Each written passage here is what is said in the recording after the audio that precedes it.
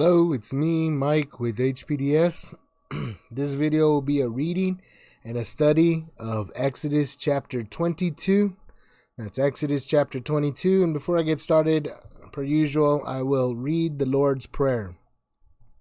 And it reads, Our Father, which art in heaven, hallowed be thy name. Thy kingdom come, thy will be done in earth as it is in heaven.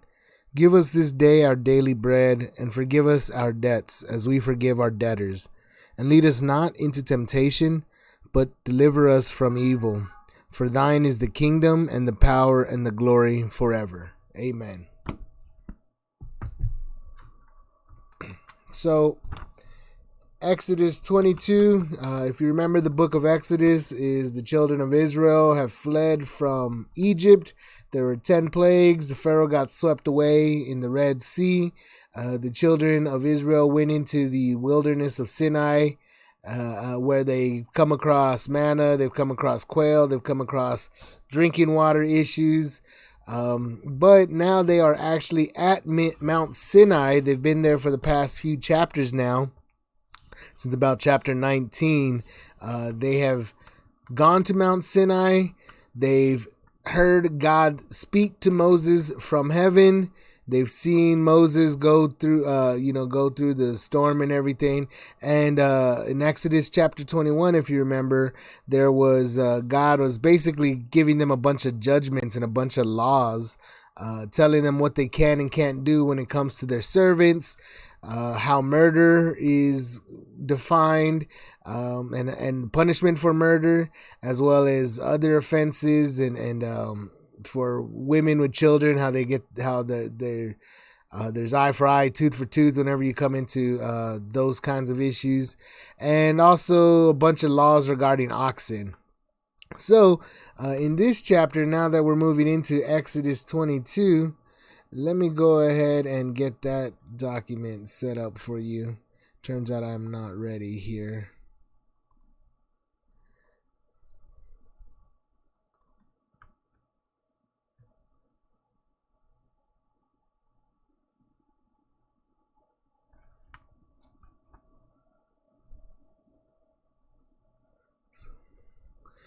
Okay.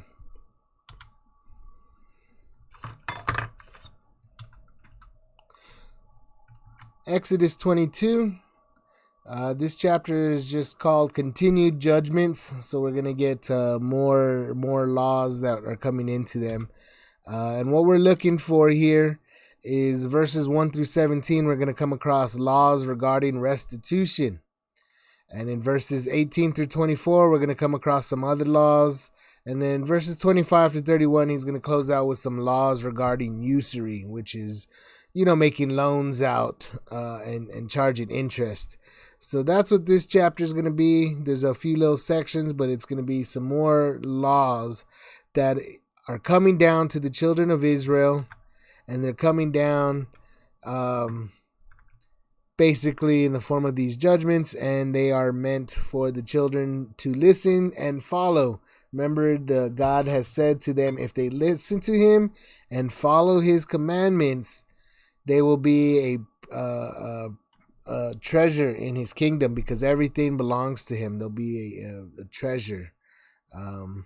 So let me go ahead, and what I will go ahead and do is, as usual, I'll read through the chapter, Exodus 22. Afterwards, I'll reread it, and we'll see what the Holy Spirit brings, and I'll explain it line by line through the Holy Spirit to see what exactly is going on here, because remember, the last few chapters are some commandments, and they've been pretty interesting, especially what we know is the 10 commandments. I say is actually a few more than 10 commandments. And then these laws that God is now giving to them from the mountain, we're going to see that something pretty bad happens in a few chapters up the road. But for right now, everybody should be listening to him. They can all hear God speaking to Moses. They should be listening to him. They should be hearing these laws, and now they should all be aware of these laws. And because people aren't necessarily doing that, we'll see what ends up happening some chapters down the way. But like I said, this chapter, Continued Judgments, we're going to go ahead and read through it and see what's going on. So Exodus 22, and it reads, "If a man shall steal an ox or a sheep and kill it or sell it, he shall restore 5 oxen for an ox and 4 sheep for a sheep. If a thief be found breaking up and be smitten that he die, there shall no blood be shed for him. If the sun be risen upon him, there shall be blood shed for him, for he should make full restitution. If he have nothing, then he shall be sold for his theft. If the theft be certainly found in his hand alive, whether it be ox or ass or sheep, he shall restore double. If a man shall cause a field or vineyard to be eaten, and shall put in his beast, and shall feed in another man's field, of the best of his own field, and of the best of his own vineyard shall he make restitution. If fire break out and catch in thorns, so that the stacks of corn, or the standing corn, or the field be consumed therewith, he that kindled the fire shall surely make restitution. If a man shall deliver unto his neighbor money or stuff to keep, and it be stolen out of the man's house, if the thief be found, let him pay double. If the thief be not found, then the master of the house shall be brought into the judges, to see whether he have put his hand unto his neighbor's goods. For all manner of trespass, whether it be for ox, for ass, for sheep, for raiment, or for any manner of lost thing, which another challengeth to be his, the cause of both parties shall come before the judges, and whom the judges shall condemn, he shall pay double unto his neighbor. If a man deliver unto his neighbor an ass, or an ox, or a sheep, or any beast to keep, and it die, or be hurt, or driven away, no man seeing it, then shall an oath of the Lord be between them both, that he hath not put his hand unto his neighbor's goods, and the owner of it shall accept thereof, and he shall not make it good. And if it be stolen from him, he shall make restitution unto the owner thereof. And if it be torn in pieces, then let him bring it for witness, and he shall not make good that which was torn.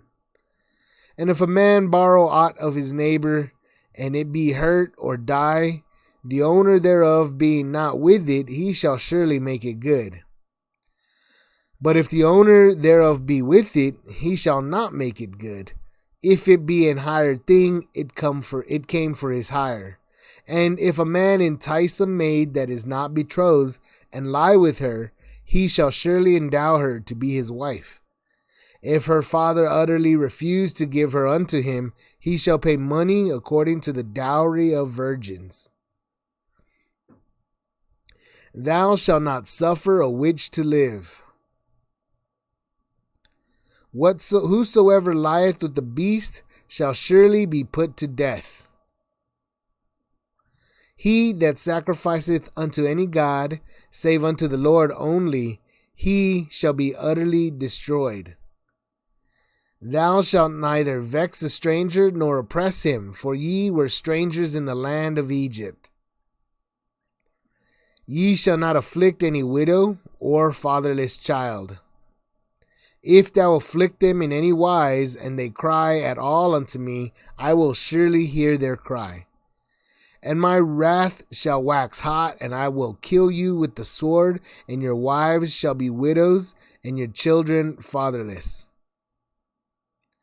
If thou lend money to any of my people that is poor by thee, thou shalt not be to him as an usurer, neither shalt thou lay upon him usury.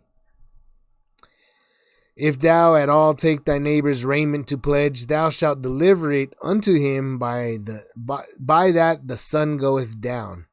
For that is his covering only, it is his raiment for his skin, wherein shall he sleep. And it shall come to pass, when he crieth unto me, that I will hear, for I am gracious. Thou shalt not revile the gods, nor curse the ruler of thy people. Thou shalt not delay to offer the first of thy ripe fruits, and of thy liquors, the firstborn of thy sons shalt thou give unto me. Likewise shalt thou shalt thou do with thine oxen and with thy sheep. 7 days it shall be with his dam. On the 8th day thou shalt give it to me. And ye shall be holy men unto me. Neither shall ye eat any flesh that is torn of beasts in the field. Ye shall cast it to the dogs. So that is Exodus 22 in its entirety. And so, yeah, what's going on here? Remember, Exodus 22 has a couple of sections. Basically, there were some laws regarding restitution at the very beginning. And then there were some other laws, and then we saw some laws regarding usury. And these other laws are kind of, all these laws they make a lot of impact and sense in today's world. And you see why these are God's commandments, and they're his judgments. And in today's world, we really do not follow them very, very well. And that's why our world is in the state that it is in, to say the least. It is because we are not following God's commandments nor listening to his judgments. And we are doing what some of these people in Israel will be doing here in the next few chapters when they do something very bad against God. And they aren't listening and they aren't following his commandments. And therefore, same thing is going on in today's world. And yes, we do have Jesus has come and paid, he's sacrificed his life for us. Nonetheless, it is obvious the laws tell us that we were sinning, and we're sinning in today's world. And it's obvious that is why a wicked and adulterous generation does not get to see a sign of God. And that's, I've made mention of that in other videos, and that's just kind of what is going on.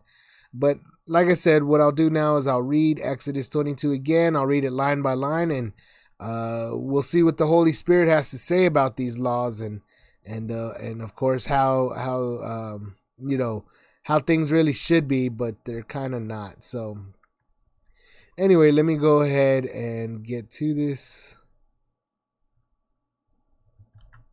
All right, Exodus 22. Again, first few verses 1 through 17 just about are going to be laws regarding restitution.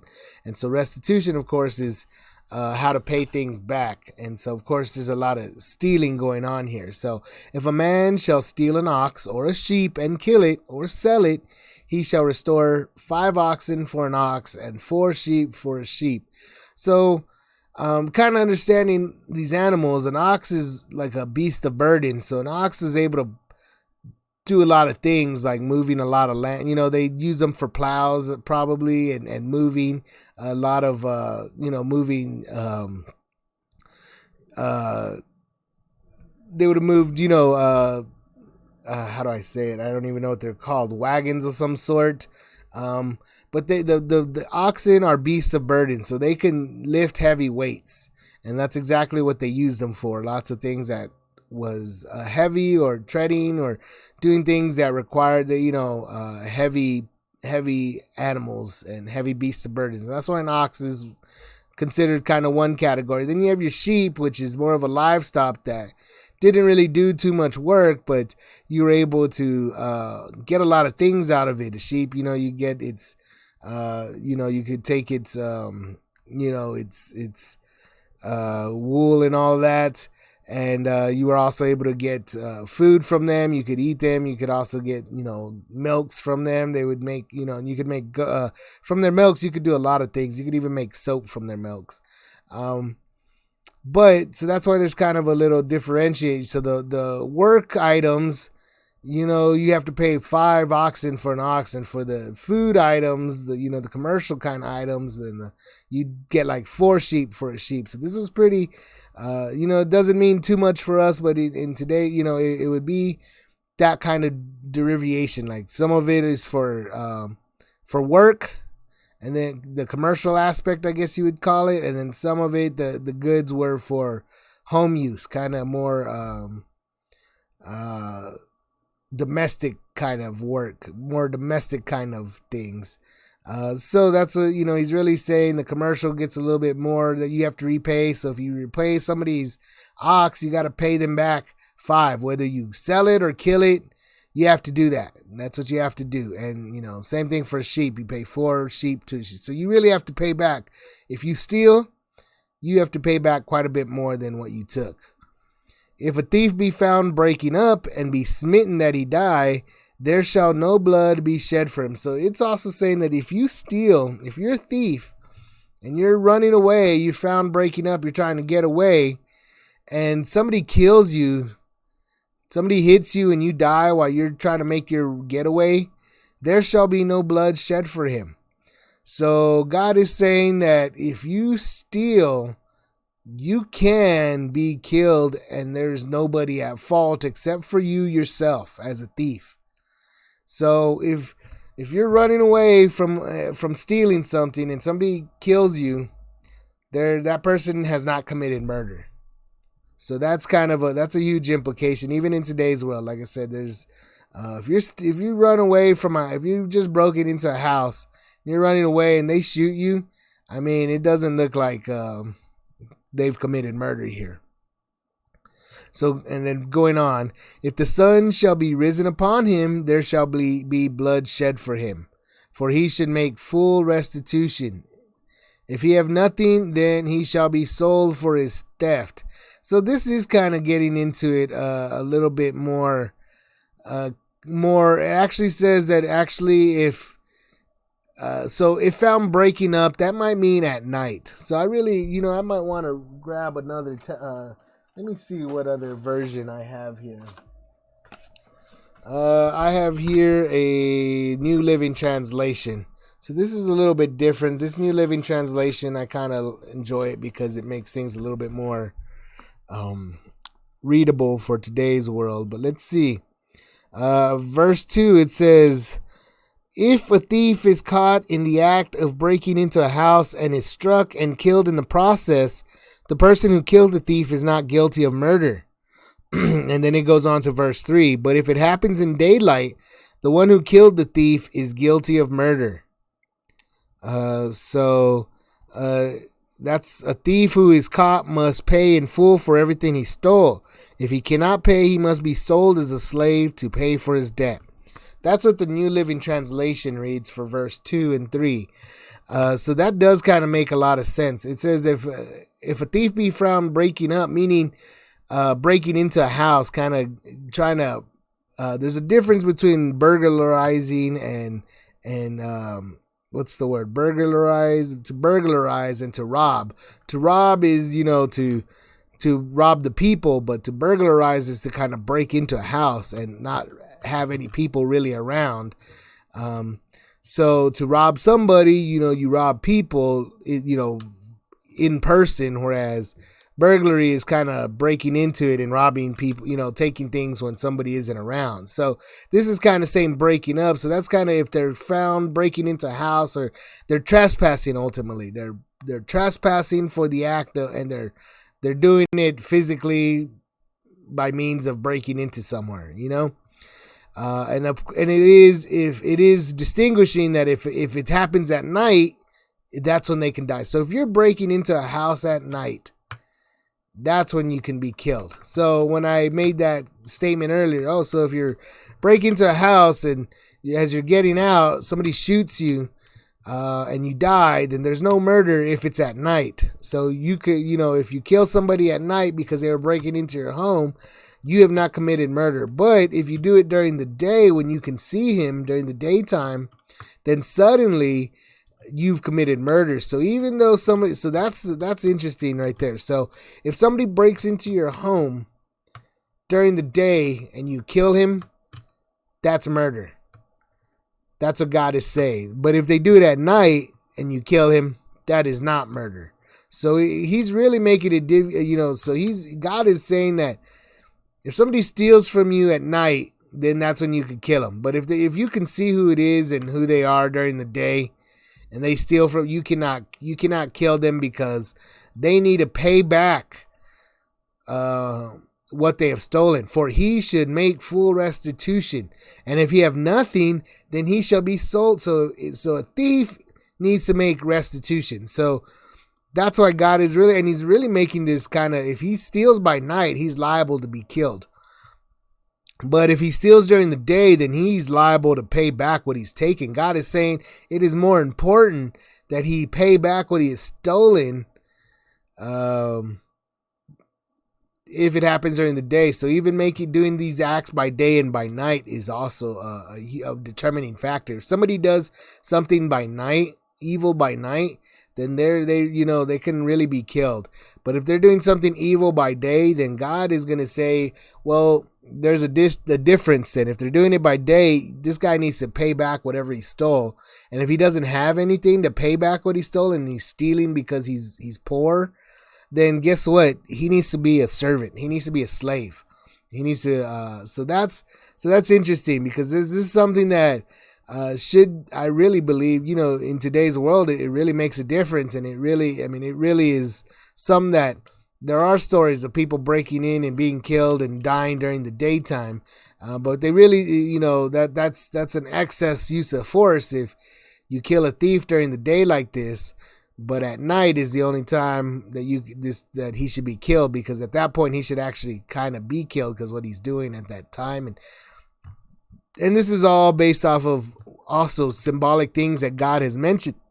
Because if you remember, God said, "Let there be light."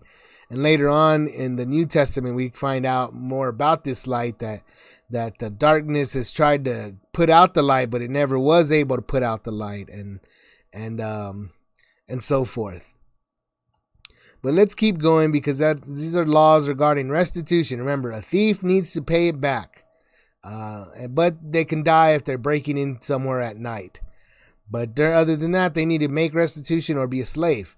If the theft be certainly found in his hand alive, whether it be ox or ass or sheep, he shall restore double. So if they find what he's stolen, he needs to pay back double right away.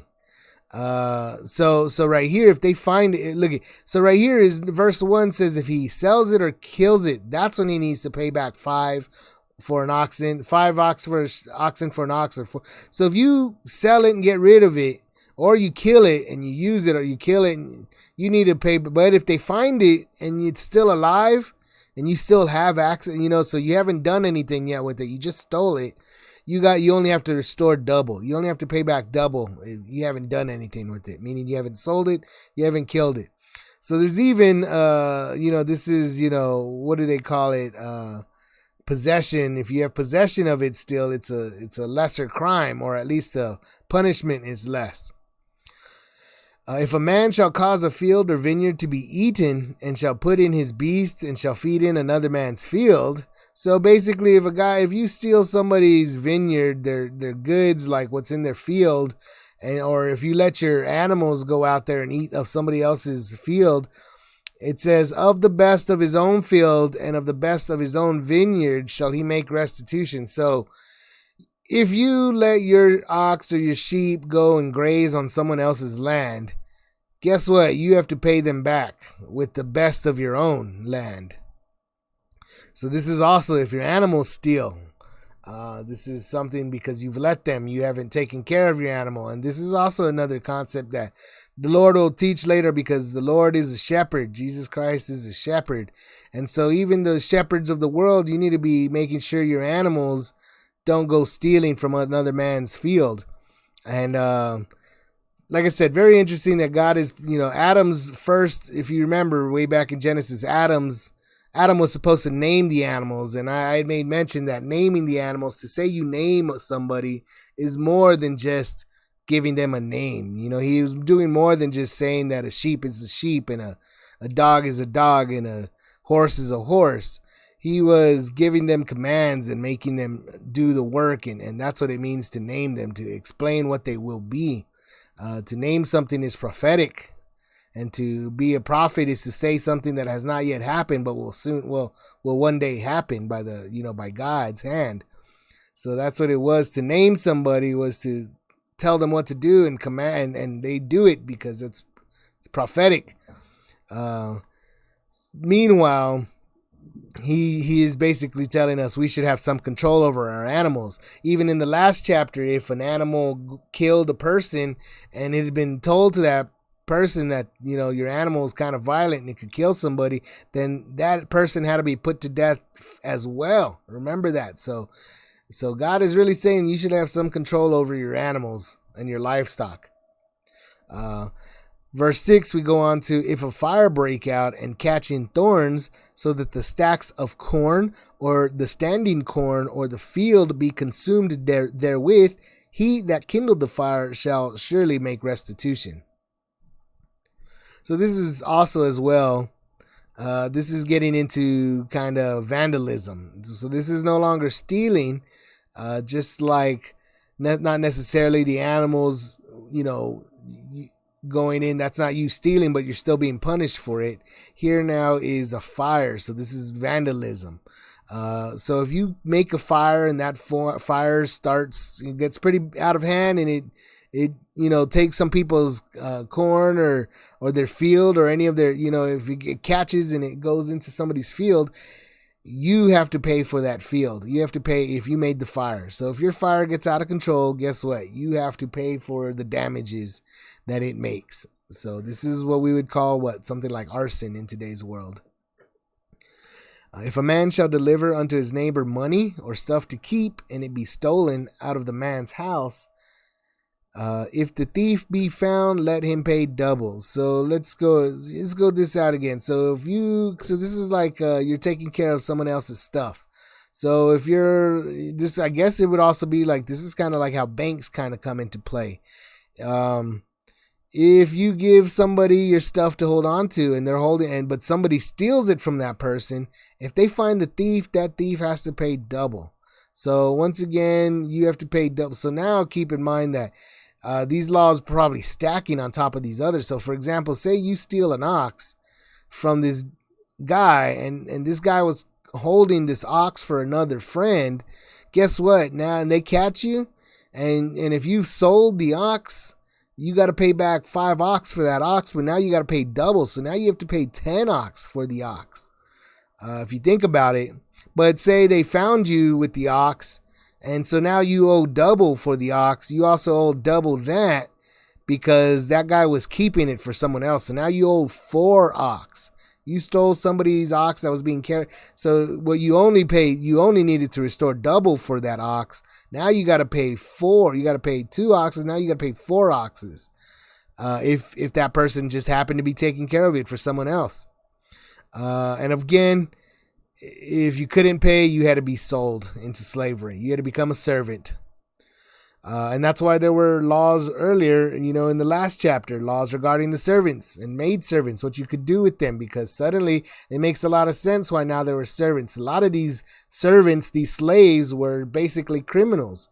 They were stealing and couldn't stole so much, or eventually had nothing. Once they were stealing, they had to go into slavery. And so, of course, that's why the masters were supposed to be kind unto the slaves. Let's see. If the thief not be found, then the master of the house shall be brought unto the judges to see whether he have put his hand unto his neighbor's goods. So now we're getting into, now if you're taking care of somebody's things and then it gets stolen from you and you don't find the thief and you don't know who stole it, then the master of the house needs to be brought in to see whether so suddenly you become liable for, did you steal these things? Did you take your neighbor's goods, in a trustworthy manner, saying you take care of them for him, and then you've stolen them from him? We need to find out if that's the case. And it says in verse 9, for all manner of trespass, whether it be for ox, for ass, for sheep, for raiment, or for any matter of lost thing, which another challengeth to be his, the cause of both parties shall become before the judges, and whom the judges shall condemn, he shall pay double unto his neighbor. So here we get in, and that's why I say this law right here kind of makes it to how a lot of these things are still relevant in our world, because he's talking about whether it be for an ox or for an ass or for a sheep or for clothes. It says, or for any manner of lost thing, which another challengeth to be his. Then that's when you got to cut. So that's a crime. So now this is what makes a lot of these implications into our world. Because God is saying, even though I'm talking about these animals and clothing, it applies for everything. Anything that somebody says is his, and it now is in the hands of somebody else, or two people saying this belongs to me. We need to find out who it belongs to, whether it be anything, ox, ass, sheep, or raiment, which is what they had a lot of. And in today's world, computer, cell phone, cars, vehicles, tools, whatever, it's the same, and it works out the same. And so a lot of these other laws should really, be applicable in today's world. So that was verse 9. And getting into verse 10, if a man deliver unto his neighbor an ass, or an ox, or a sheep, or any beast to keep, and it die, or be hurt, or driven away, with no man seeing it, then shall an oath of the Lord be between them both, that he hath not put his hand unto his neighbor's goods, and the owner of it shall accept thereof, and he shall not make it good. So here it comes again. If something happens to, if somebody you're letting somebody else, borrow an ass of yours, and no one knows, but it suddenly dies, and no one really knows where it's at, and no one saw it die or how it died. You'll see it, or it be hurt, or or maybe it broke a leg, or maybe it ran away and nobody knows where it's at, and you're not really sure if anybody stole it or what happened to it, and nobody really knows what happened to it or what happened to it.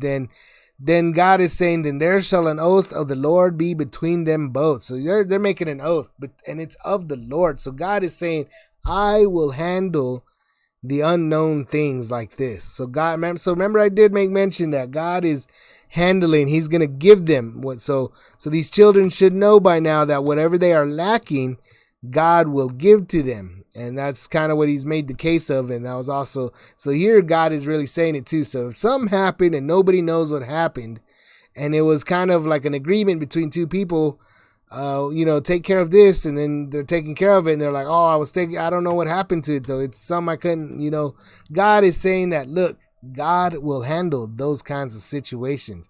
So this is really where you have to put your faith into him, and it should be easy to put your faith, especially if you think of the scenario, somebody lets you borrow or not even borrow it, or here, I'm going on vacation, hold on to this for me. Oh yeah, it's an animal. Yeah, I'll hold on to it, put them with all my other animals. And then, 2 weeks go by, and you comes back, hey, where's my animal?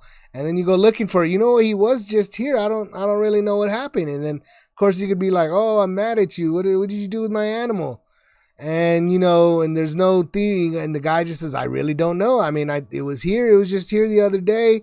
I let them all out to pen, and we brought them back all in at night, and I just don't see it around here. And then they go take a look for it maybe, and they find it dead there, and it's just dead for no reason. It died, a mile away out my yard, out my field. There it is. We found it dead. It just slumped over. Nobody knows why. Well, then guess what?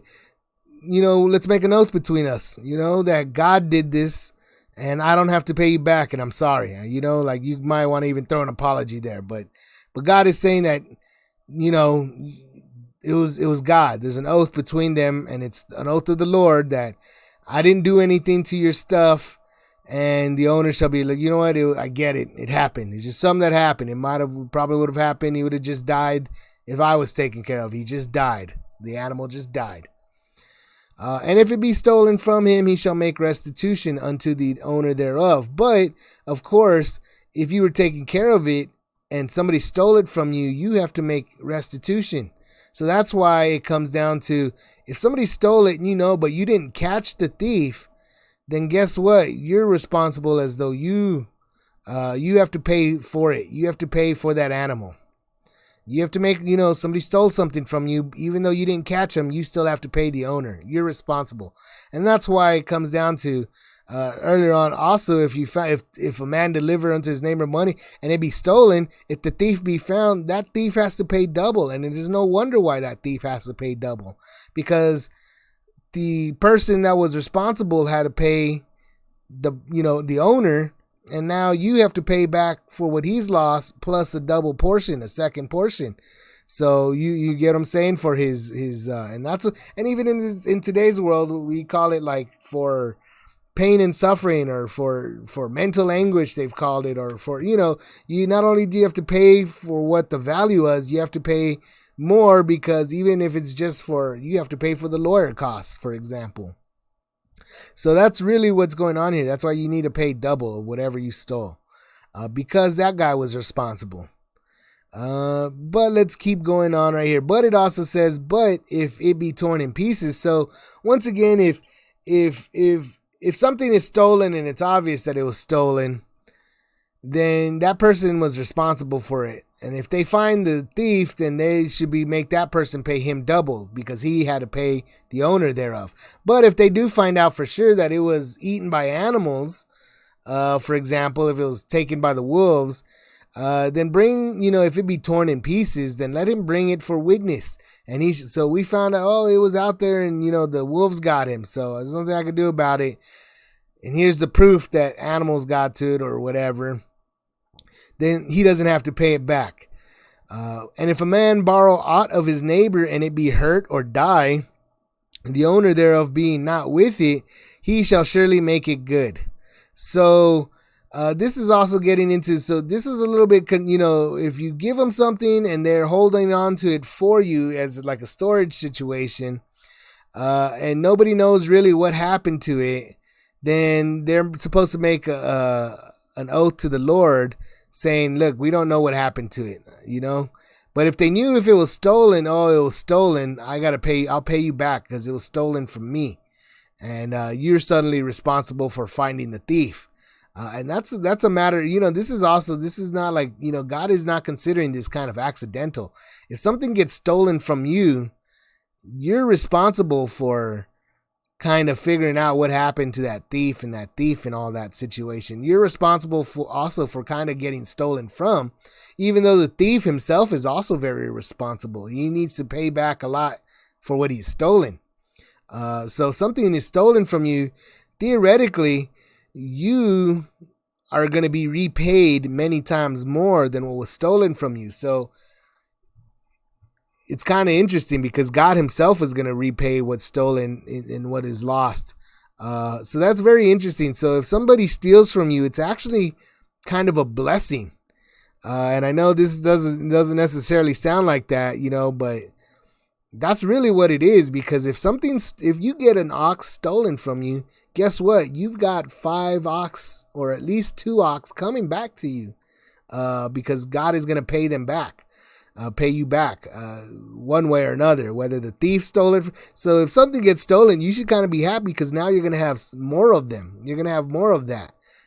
So that's why you even have to, so if somebody gave you something and that gets stolen from you, God is saying that you're going to come into an abundance of that stuff. So if a man brings you an ox to take care of and it gets stolen from you, then you've got quite a few ox coming your way, because and so that's why you have to pay, you have to pay that man, because, hey, guess what? I'm paying you for this blessing that I have, which comes in the form of a thievery and so forth. So it's really kind of interesting. And that is why later on God does say, if a man steals something from you, give him more of it. Which is very interesting, because this is what God is saying. If being robbed or having something stolen from you is kind of a blessing, even though a lot of people don't see that and get really mad. And, if somebody steals something from you, then you kind of get angry, when in reality, it's kind of a blessing, because God is saying you have more of that coming to you.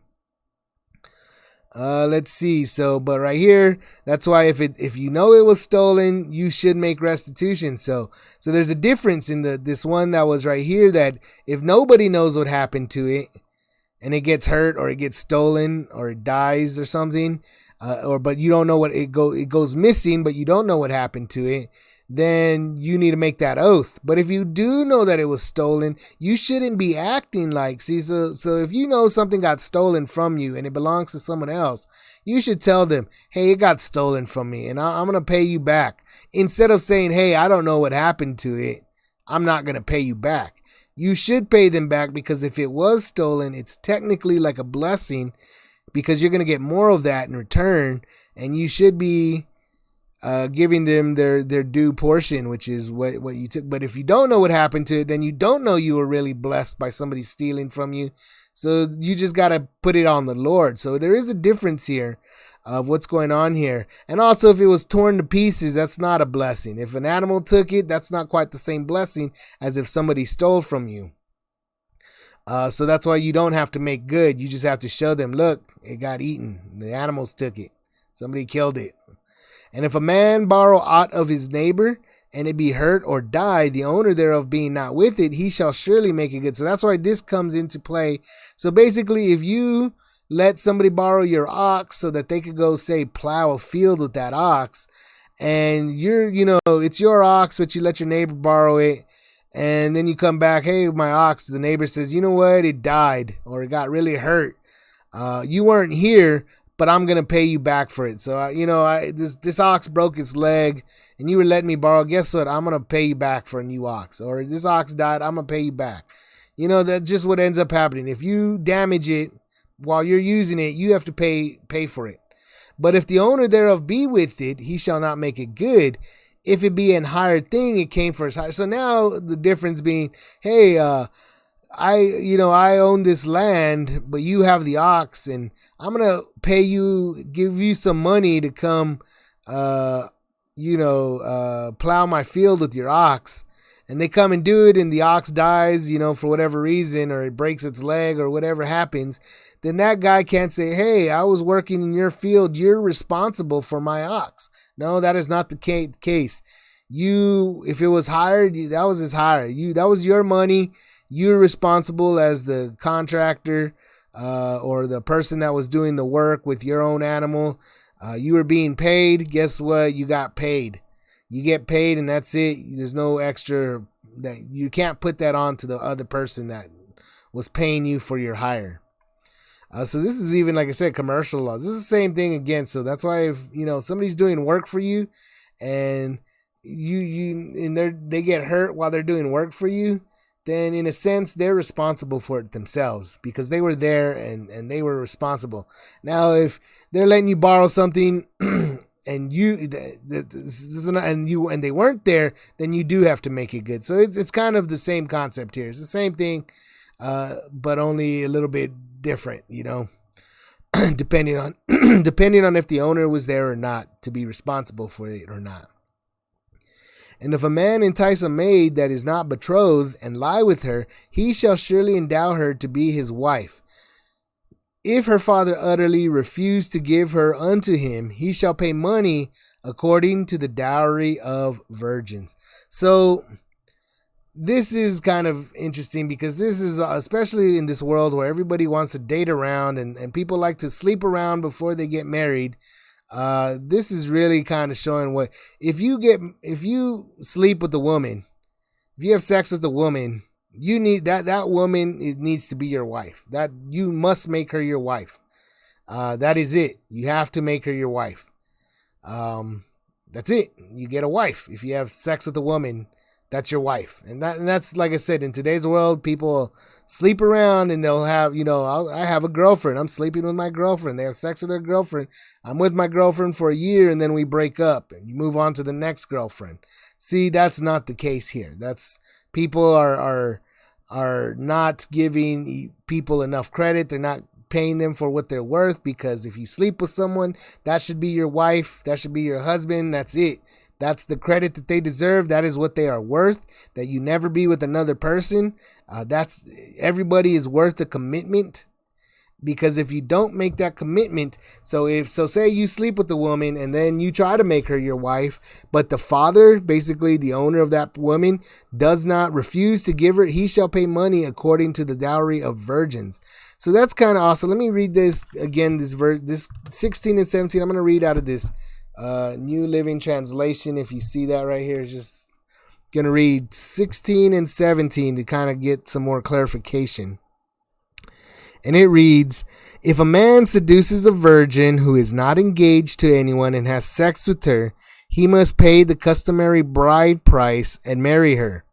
But if her father refuses to let him marry her, the man must still pay him an amount equal to the bride price of a virgin. So yeah, that makes it a little bit more clearer, and that's what I was trying to get at. Basically, if you have, you must make her your wife, and even if the father doesn't want you to be, like he says, oh, I didn't like who you were, and this shouldn't have happened, and why are you, how dare you treat my wife like my daughter like that, and you are not worthy of my daughter, blah blah blah. You can't have her. Guess what? Now the father has made the daughter into a prostitute because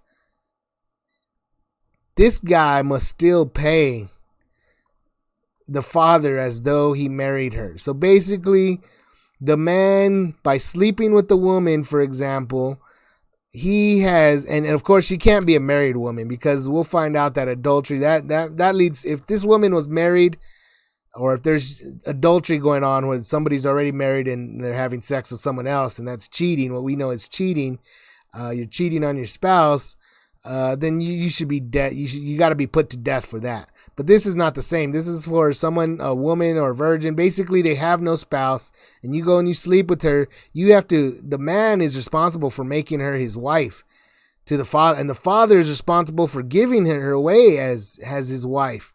But if he doesn't want to give her away as the man's wife, then he ultimately has to make the woman, his daughter, into a prostitute, and she becomes a prostitute. With this man, he has prostituted, or he has paid the father for having sex with the daughter.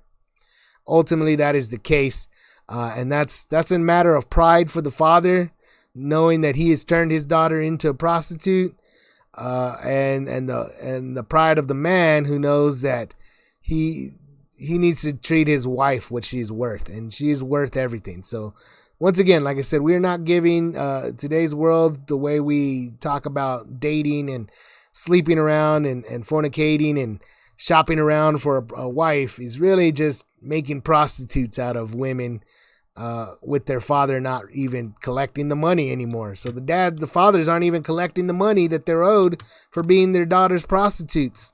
They're pimps, so if you let your daughter sleep around before she gets married, I mean, the least you could have done was at least collect money for her prostitution, which you didn't even do that. So you didn't even treat her what she was worth, thus devaluing someone's body, which of course is a problem we're in today's world, where everybody treat each other like objects because they've devalued what they're worth to each other. Through sex, you're no longer worth my everything, because you're supposed to be paying her quite a bit of money for a virgin. If you're trying to make someone your spouse, you're supposed to give them a big portion of what you're worth, and so that's what I mean by, you're supposed to be giving them your everything. They become your equal. They become part of you. They are you, and you're not giving them credit for what they're worth. Therefore, you're not giving yourself credit. So you're really treating people not what they're worth, and that's what we're doing in today's world. We're not treating people with the respect and value that they are worth, because they were made by God. And we think, oh, you were evolved by an animal, so we're lucky that you're not just acting like an animal, having sex in the streets with everyone and everything that walks. So that's really how they're kind of making it seem like, especially in this world with pansexuals and homosexuals and bisexuals and men that you can identify whatever as a man or a woman and so forth. That's really what they've done, is they've devalued their bodies, and their bodies are worth nothing, because their bodies are just like any other animal's bodies. So moving on, and those are verses 1 through 17 and those are the verses regarding the laws regarding restitution. So now we move on to, what I just called other laws from verses 18 through 24. Thou shalt not suffer a witch to live. And this one's a very interesting one. I've made mention of it and other things, but where do I get started? Witchcraft, most people don't even think witchcraft is a thing anymore. They don't understand what witchcraft is.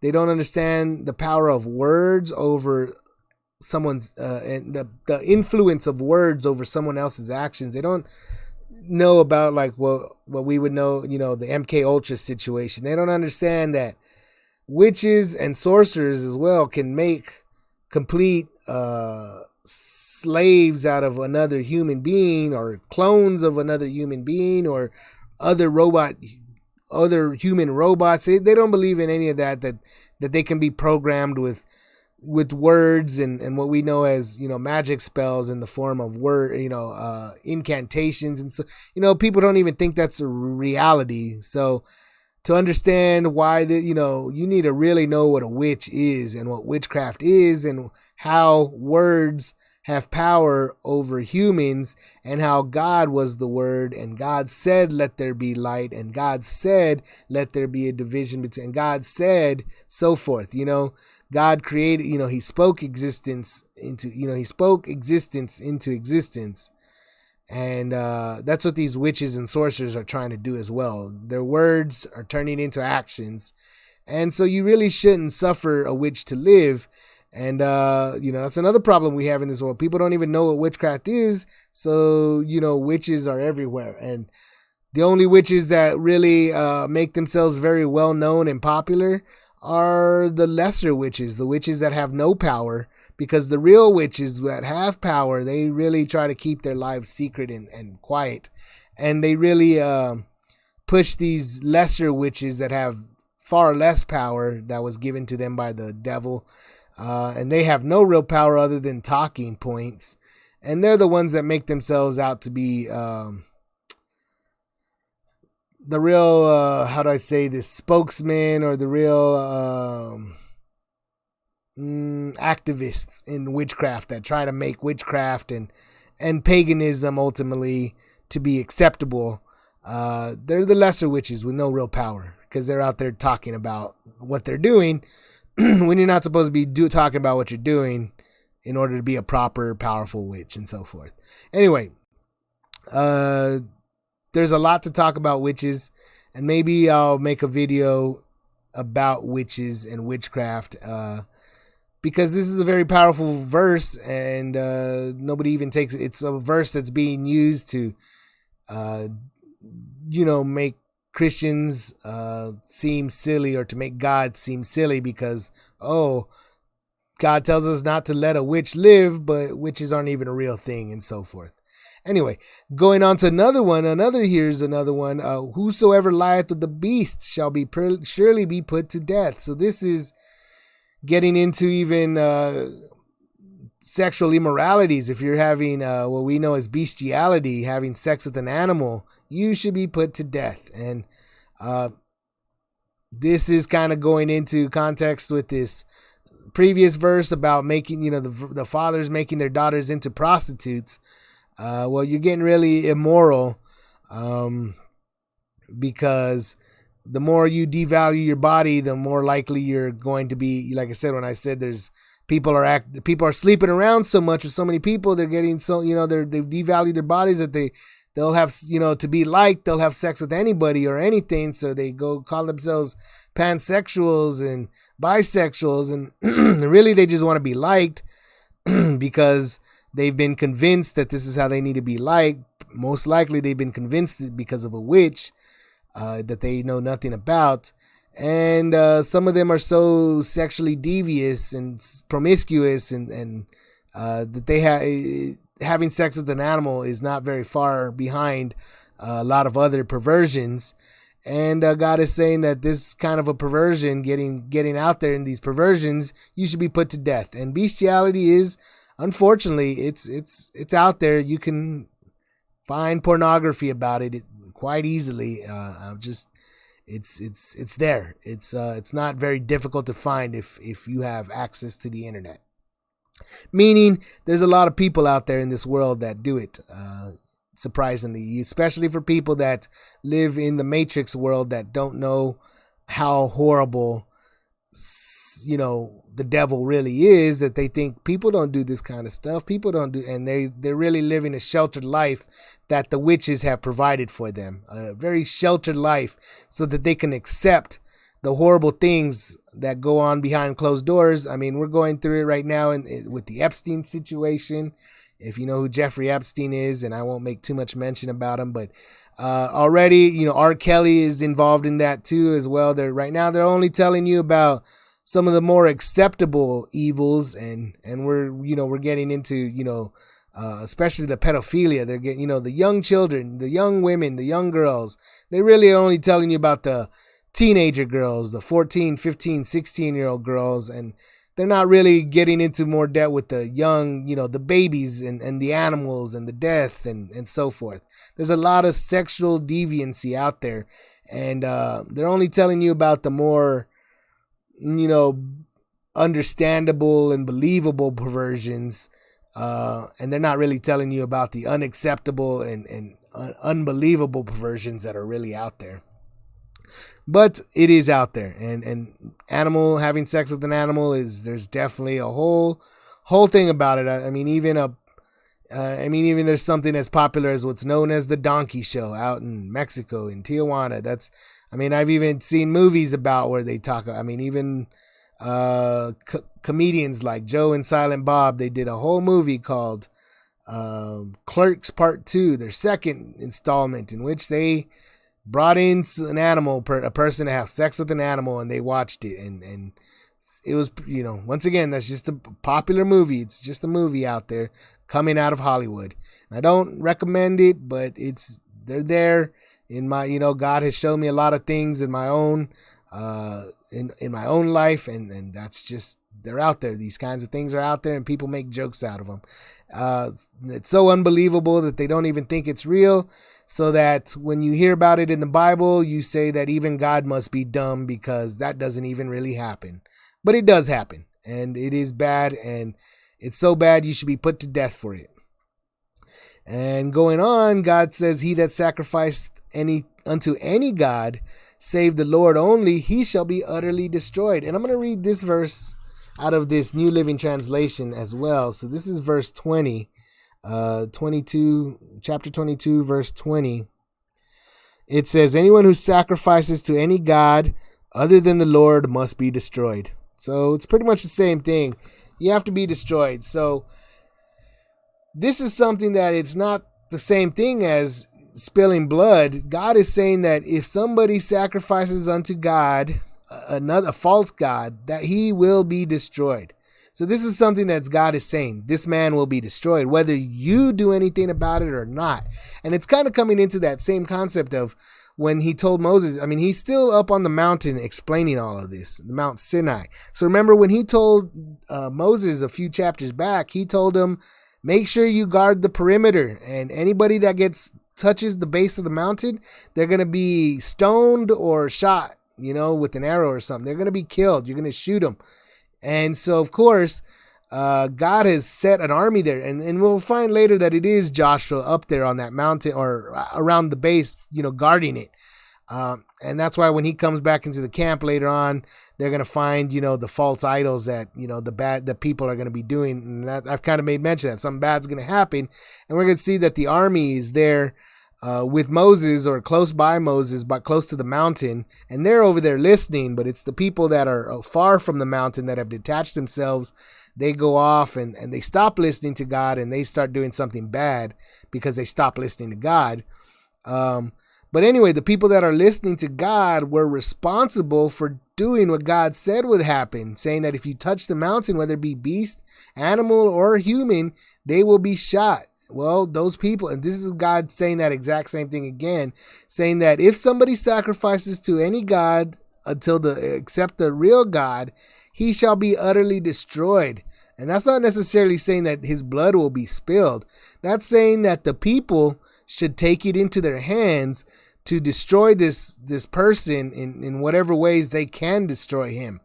And if they don't, then God will destroy him. And that'll be, another thing that I had made mention.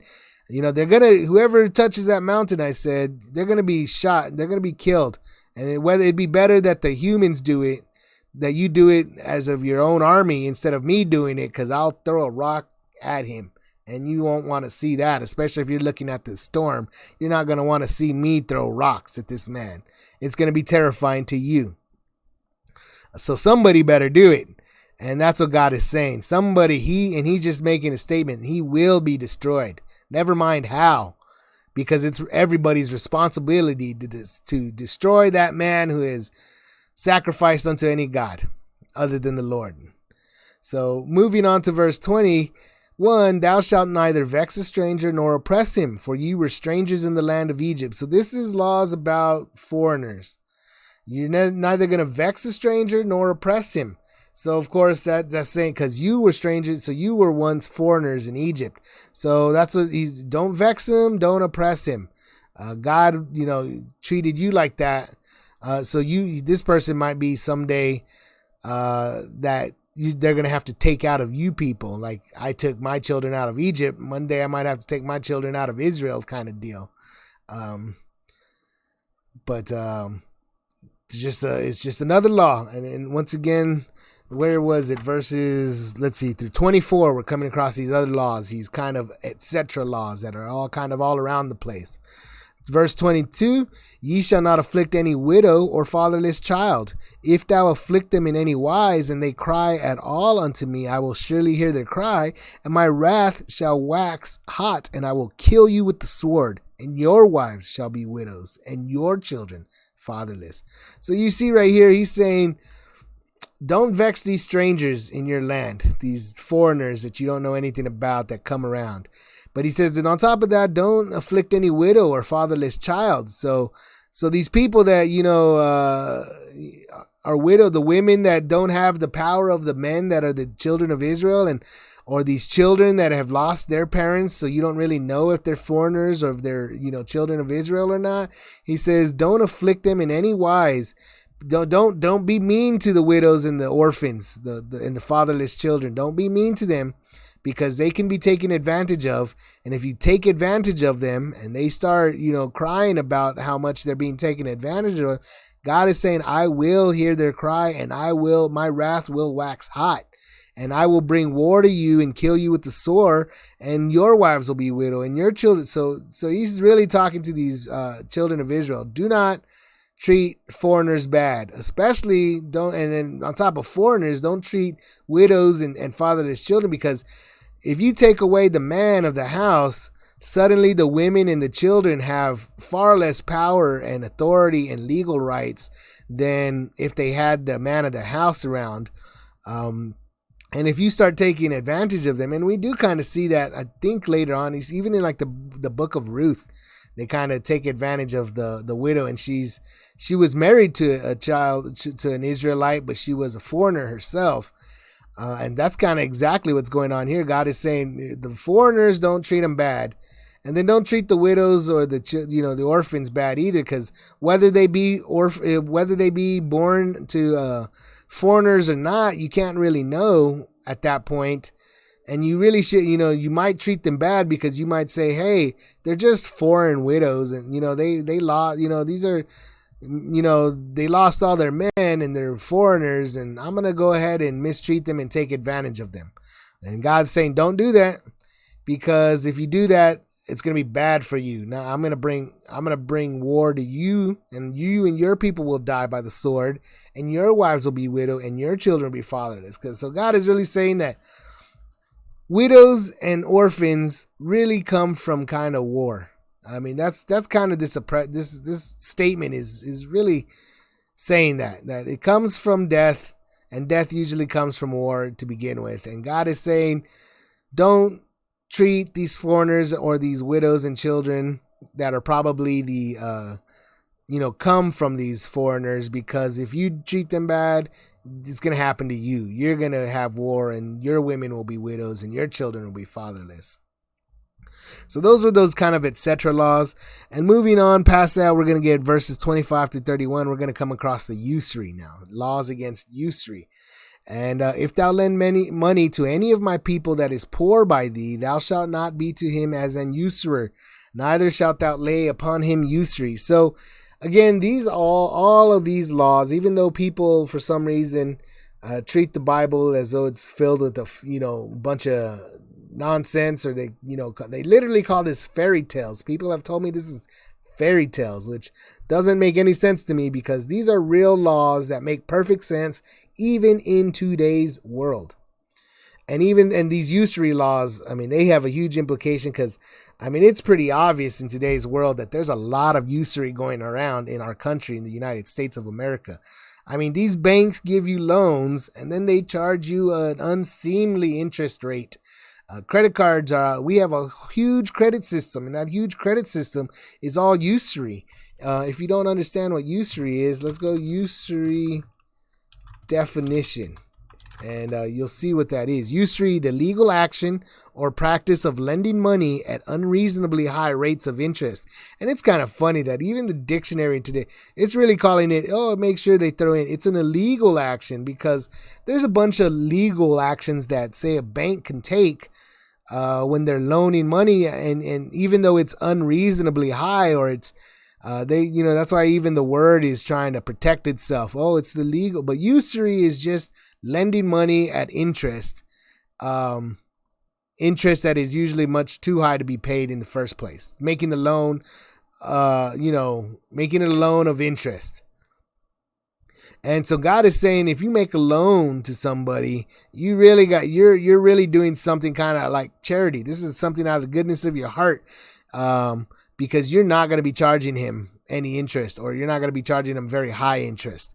And on top of that, if you at all take thy neighbor's raiment to pledge, thou shalt deliver it unto him by the son. So if you're somebody poor, if you're loaning to somebody poor and you take a down payment, that down payment you got to be returning to him, like especially if it was clothing.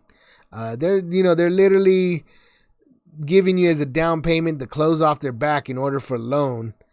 Then you need to give them their clothes back by the end of the night. So you're really just holding it on to them by daytime. So it's really, so like I said, this has a lot to, like I said, this is very, especially with what we call predatory loans. If you know anything about these, like, payday loans, for example, these payday loans are doing exactly what God is telling you not to do. And these payday loans will, they'll let you take like a $400 or $500 loan. And then if you pay it back, you're going to end up paying like $1,000 back, if not more, over the course of the next few months. If you don't just pay, and even if you pay it back within a few days, you'll be paying like an interest rate of, you'll end up paying them like $50-$60 just for the ability to take the loan and pay them back in a few days. So they're really charging a lot of usury. They're really a lot of interest. And then on top of that, more than that, like banks will, if you don't pay your mortgage, they'll take your home from you and that's called a foreclosure. And that's the same thing as taking it their rate. If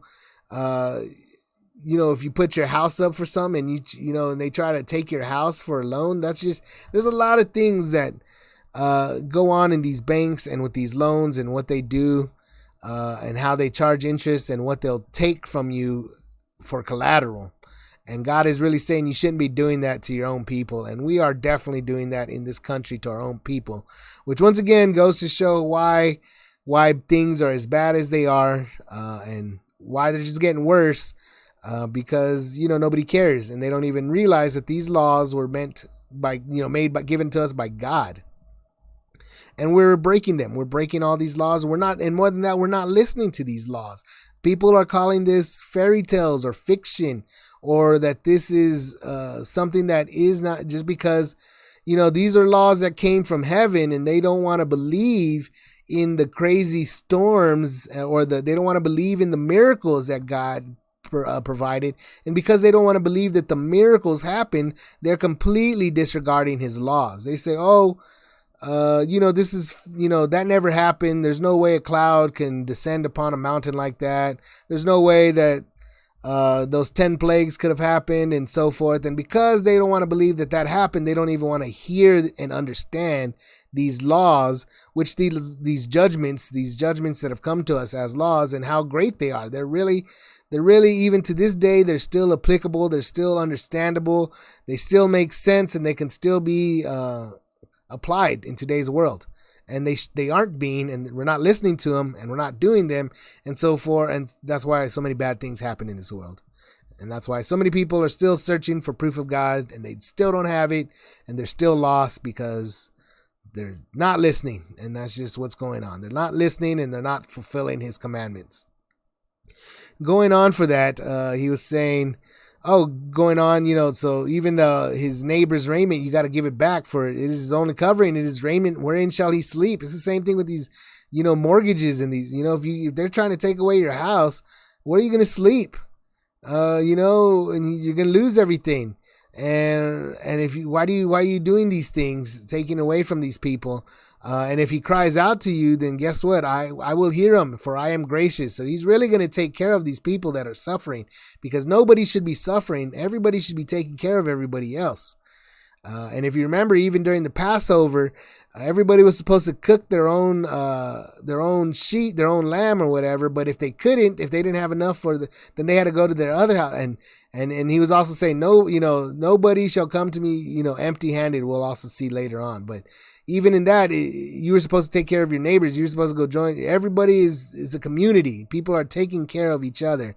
There's no reason why these bad things, and if somebody steals for you, for example, they should become your servant because they stole from you. Now they should be doing things for you as your servant, for example. But anyway, we're really supposed to be taking care of people, and people are supposed to be responsible for each other. And that's what God is really saying. And these loans, and especially in today's world, the banking system is so broken that the banks do not care about who they're loaning to. They're just loaning for the sake of taking servants and property by making it very difficult for other people to pay back their loans and for them to take control of all the goods, which is really what's going on. But God says it shouldn't be happening. And keep going forward. Thou shalt not revile the gods, nor curse the ruler of thy people. So this is kind of interesting, because revile means to criticize. So God is telling us, first off, don't worship any other gods, because if you do, you're going to be destroyed. But at the same time, God is saying, don't talk bad about these fake gods, nor curse the ruler of thy people, nor curse the ruler of your people. So not only are you supposed to not talk bad about the fake gods, even though they're fake, you're not supposed to talk bad about them. And I would assume you shouldn't talk bad about them, because God is humble. And more than that, God has made it to where these, their names have been around, or, God is destroying them. But you shouldn't talk bad about them because you don't know anything about them, or you don't want to even make them real. If you talk bad about them, that's like talking about them, which makes them real in the first place, which you probably really even shouldn't be doing that.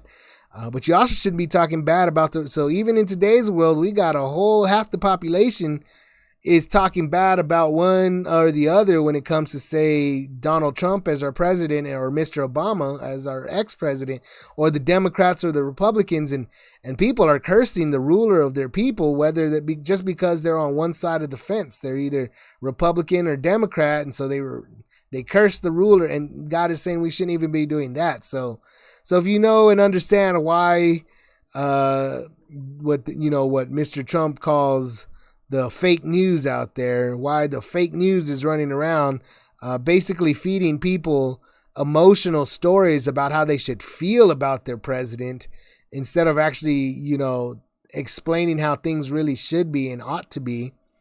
They're causing these people to curse the ruler of their own people. So they're really doing something bad. They're, once again, breaking God's commandment. They're not listening to God's commandment. And it's further evidence and proof of why the world is in the shambles that it is in today. Verse 29, thou shalt not delay to offer the first of thy ripe fruits and of thy liquors. The firstborn of thy sons shalt thou give unto me. Likewise shalt thou do with thine oxen and with thy sheep. 7 days it shall be with his dam. On the 8th day thou shalt give it to me. So this is going back to those laws that God said way back in Exodus 13, that the firstborn, and this is from the Passover, the firstborn belongs to God. Anybody who opens the matrix must give their firstborn unto God, saying anybody who has, even the humans, and you're supposed to redeem your own child. But of all the sheep and oxen, you're supposed to sacrifice them, and you're supposed to do it on the 8th day. Remember, you're supposed to sacrifice the sheep and the oxen on the 8th day, and the firstborn, your children, your sons, you're supposed to circumcise. So remember, even way back in, I don't know, I think it was Exodus 5 or 4, when Moses was on his way back to Egypt, or he was, after he had met his wife and he got married and had his children, after he saw the burning bush, he was on his way back to Egypt, and God sent the angel to come kill Moses. And the angel was going to kill Moses, but then Moses' wife, realized that they were supposed to have circumcised their son, so she circumcised their kids. And remember, that's what saved Moses' life, is that she finally circumcised the sons. And God is saying, don't delay, because remember, Moses delayed in offering his firstborn over to God, and it almost cost him his life. And so God is saying, don't delay in paying God back. And don't delay in giving him what belongs to him. Don't hold on to it for longer than you should, and pay it back. Pay it back real quick. 8th day, God says. And that follows after these banking laws, which are very interesting. So saying, when you owe somebody money, you better pay them back, just like if you're paying God back. And if somebody owes you money, you better be careful about taking them for all they're worth, because that's not why you lent out money in the first place. So God is really, like I said, these are all laws that are very applicable in today's world, and they're all most of them are very much being broken. And that's, like I said, it's all very much proof of why this world is in the state of affairs that it is. It's in shambles. It's on its way to destruction. The people are sinful. There are no miracles, and so forth. And it's all because these laws are not being followed. And even though they should be, and we can easily apply them to our own personal lives still. And then we're not doing it. So, and the last verse is, and ye shall be holy men unto me, neither shall ye eat any flesh that is torn of beasts in the field. Ye shall cast it to the dogs. So you really should be taking care of yourselves too, and don't be eating animals that have been eaten by other animals. They don't belong to you. In this day and age, I would, there's a term called like roadkill, for example, where, animals been hit by a car or run over by a car. And there was a movie from a TV show a long time ago, and I forget what it was called. It was called The Beverly Hillbillies. And I remember the movie when I was in the 90s as a child. I remember watching that movie, and they, of course, I don't remember which one it was, the uncle or something, he picks up, he goes and he grabs a raccoon or something that was killed by that was run over.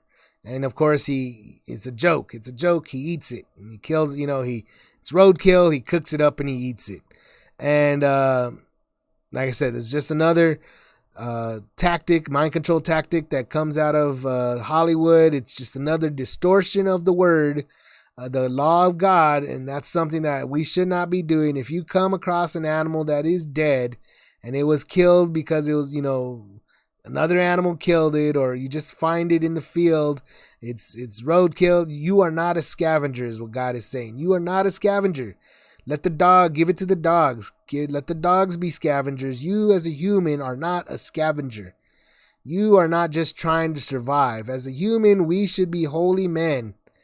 And holy men do not struggle. They don't, God gives them what they need. They do not need to go scavenging for food. They should not need to take advantage of poor people to increase their own wealth.